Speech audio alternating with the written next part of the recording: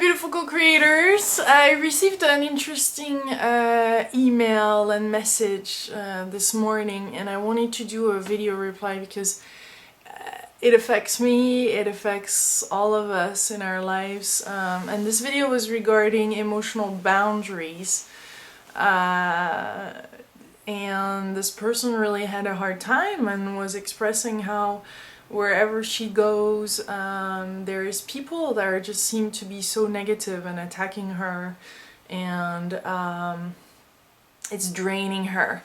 And I'm summarizing, but what I wanted to share is what I've noticed for myself is that because I've been surrounded at some point by these people and they were affecting me, and I think there is a way to gently and lovingly say to them, you know, don't talk to me like that. And I've started saying it because around me, to some people that I thought had a tone or a way of saying things that were just not appropriate. And I think when we are stressed and when we're in fear, sometimes others around us have this way of saying things and we don't really notice. It can be even ourselves towards somebody else or a friend. And so when we're affected by it, or I feel like if there is somebody like that in our that we meet and that talk to us in a way that is not acceptable, then we should stand up and say it.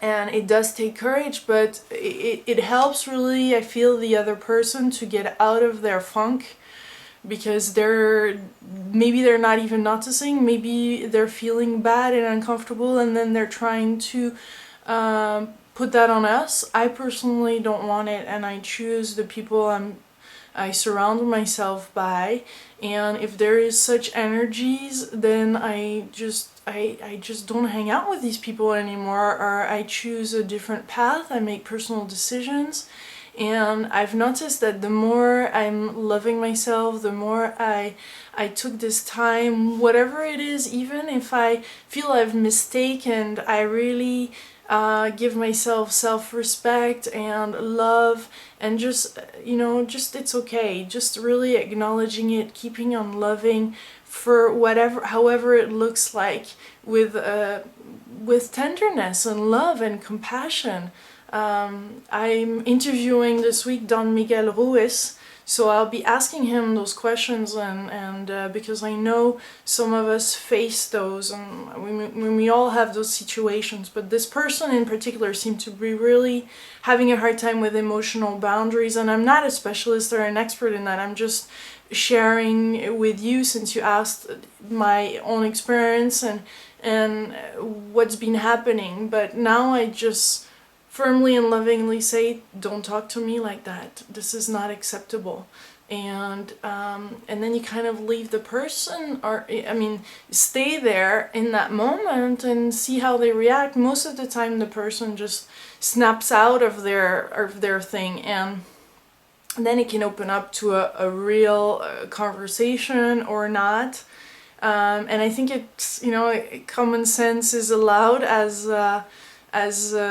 this Dennis, the Vedic astrologer that I've interviewed last week, is saying. You know, every situation is different, and that's why it's so important to have this really strong inner knowing and loving ourselves and not reacting from past fears. So it's important to take 100% responsibility for our lives and love ourselves more each step of the way, and not be victims, and knowing that we're co-creating this. So it's not about beating ourselves up either, it's just about powerfully choosing what we want in life, and how this life, how we want life to be like also. And the more we're grateful, the more we're in love with everything, and unconditionally moving forward, and really knowing that we deserve a great life, a juicy life, and we deserve to make our dream come true, then we need to be the one stepping out. Nobody is gonna come and save us, and, you know, here is your dream, and your dream is granted, and go ahead. No.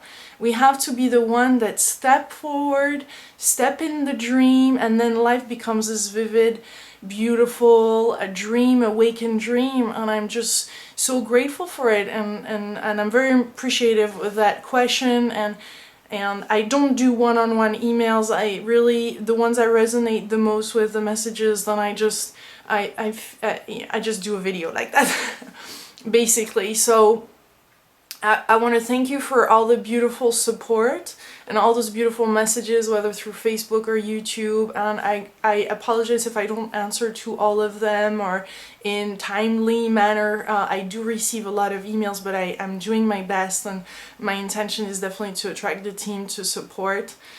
So all those emails can be answered, but I'm really appreciative of this connection, of this medium, of this way to spreading the information and the videos. I'm doing some really exciting interviews next week, and I will be posting them as usual on YouTube and on Facebook and on a different Juicy Living Tour website, on Lilou Massé and all those, and hopefully in many other languages soon. So I send you much love from France, and many blessings. I wish you a beautiful weekend.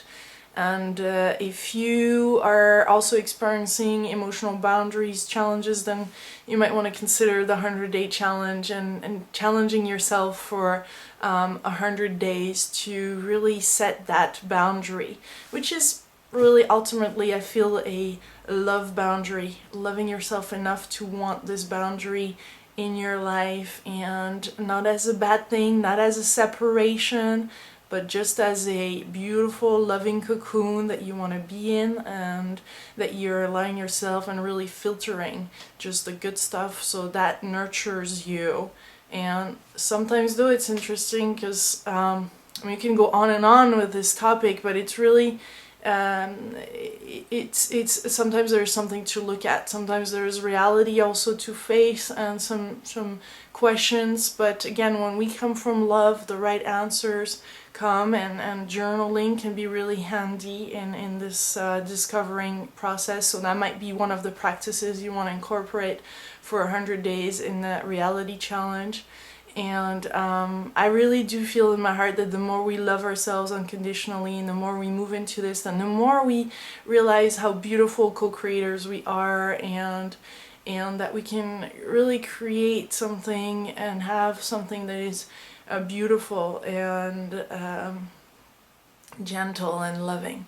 I send you much love from France. Have a beautiful weekend. Bye.